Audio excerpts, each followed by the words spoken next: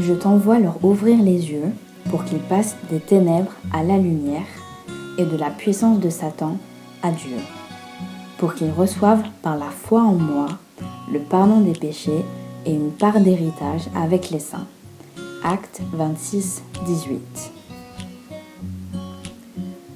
Je suis une étudiante ordinaire, mais je suis aussi chrétienne. Je fais partie d'une SCK, je vais à l'église, mais je suis perdue. Je me pose plein de questions. Est-ce que je sers à quelque chose dans le royaume de Dieu ? Qu'est-ce que je pourrais faire pour être acceptée dans son royaume ?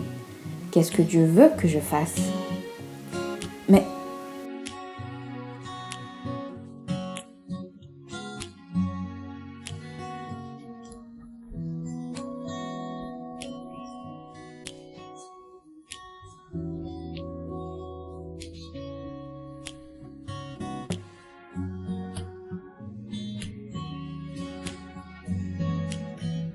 pourquoi tu ne me laisses pas partir ?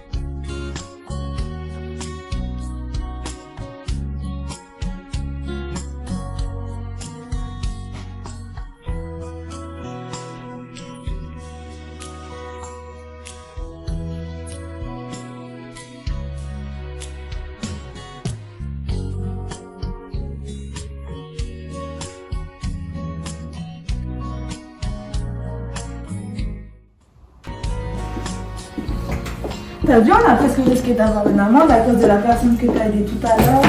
Ça va, on est quand même arrivé à l'heure. Ouais, mais bon, déjà qu'on est en galère, on va pas en rajouter une amende. En plus, t'as encore des risques aux gens, c'est limite si tu fais de l'humanitaire. Mais oui, comment a-t-elle pu l'oublier ? Ces actions du quotidien sont tout aussi importantes dans le royaume de Dieu. De plus, si elle n'est pas capable d'assurer son appel dans son environnement proche, il n'y a pas de raison pour que Dieu l'envoie ailleurs pour une mission plus grande, entre guillemets. Finalement, je suis en train de servir Dieu même dans mes petites actions. Mais c'est quoi ton appli là ? Ah oui, c'est vrai, t'es pas chrétienne. En fait, c'est la Bible. Par exemple, dans les situations de galère, il y a ce verset dans Exode chapitre 14, verset 14. L'Éternel combattra pour vous et vous, vous demeurerez tranquille. Très intéressant. Tu crois que ça pourrait m'aider ? Mais en vrai, je me sens pas trop bien en ce moment. Je sais pas quoi faire et je me sens vide intérieurement. Ah ben, il y a un verset qui m'a beaucoup aidé quand je me sentais perdue. C'est dans Lamentation chapitre 3, verset 54 à 57, je crois. Franchement, je t'invite à la lire parce que ça va t'apprendre à connaître Dieu. Ok. Tout cela a perturbé Anthée. Elle se pose des questions et cherche à connaître Dieu. Amélie, grâce à ses actions du quotidien, a réussi à toucher Anthée. Dans la Bible, il est écrit « Celui qui est fidèle dans les moindres choses l'est aussi dans les grandes. Et celui qui est injuste dans les moindres choses l'est aussi dans les grandes. » Luc 16, 10.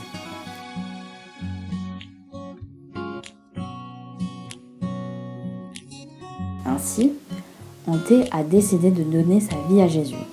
Elle est passée d'une vie de colère, de vide intérieur, à la paix, la joie, l'amour. Elle a reçu l'appel de Dieu et veut annoncer la parole autour d'elle. Mais à tous ceux qui l'ont acceptée, à ceux qui croient en son nom, elle a donné le droit de devenir enfant de Dieu.